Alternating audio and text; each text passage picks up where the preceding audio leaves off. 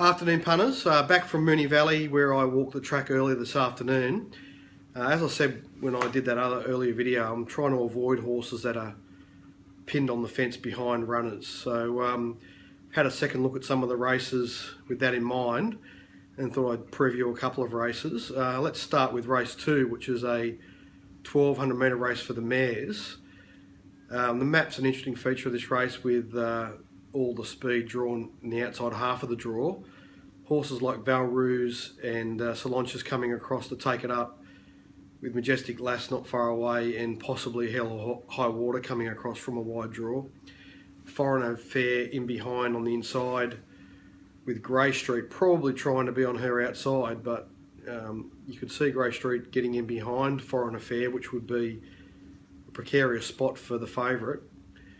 Vital Importance is drawn gate 1 here. She's a back marker, and on face value, a back marker from gate 1 looks diabolical. However, I think she'll be back behind those horses pretty quickly, and that will give Andrew Malyon the opportunity to ease away from the rail and look for the back of one of the other key chances. So if he can get on the back of either Swiss Kiss or Whistle Baby, I think she's a key player in the race.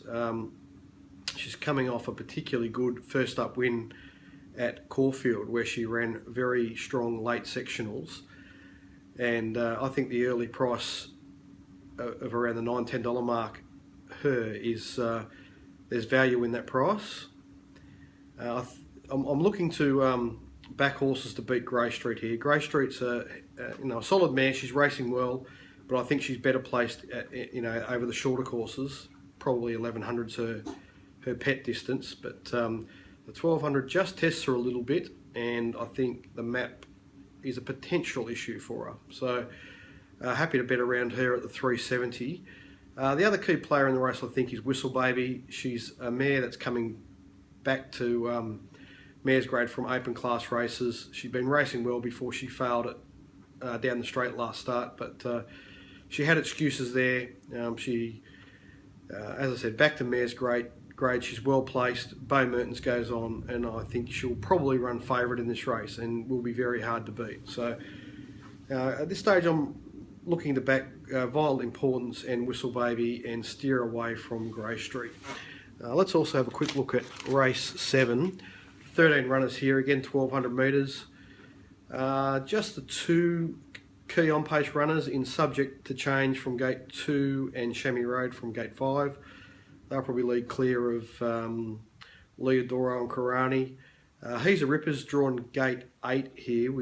He's been ridden conservatively throughout this preparation, but I think the booking of C. Williams signals that they'll look to take up a more prominent place in this race.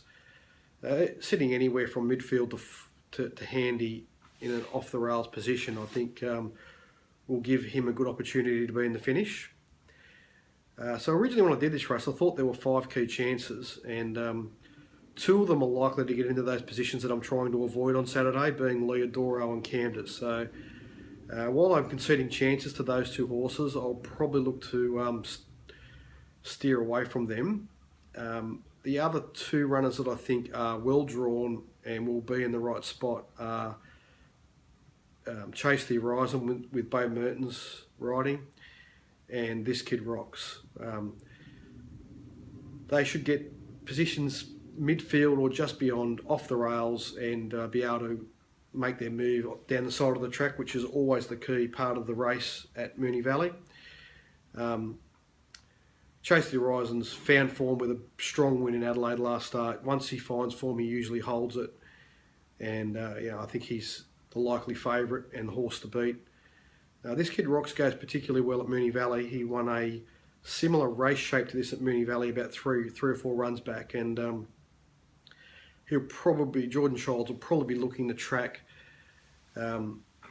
Chase the Horizon into the race. So I think he holds a winning chance also. So I'll probably be looking to back those 3 runners at the right time in the market, albeit a fairly even race and a race I'll be betting reasonably conservatively into.